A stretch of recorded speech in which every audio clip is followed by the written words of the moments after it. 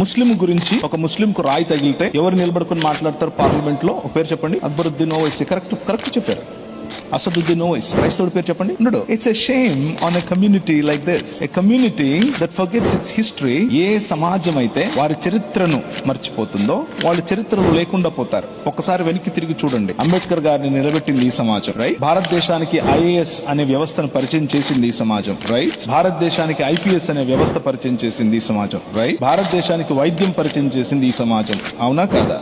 భారతదేశానికి విద్య పరిచయం చేసింది ఈ సమాజం, అవునా కాదా?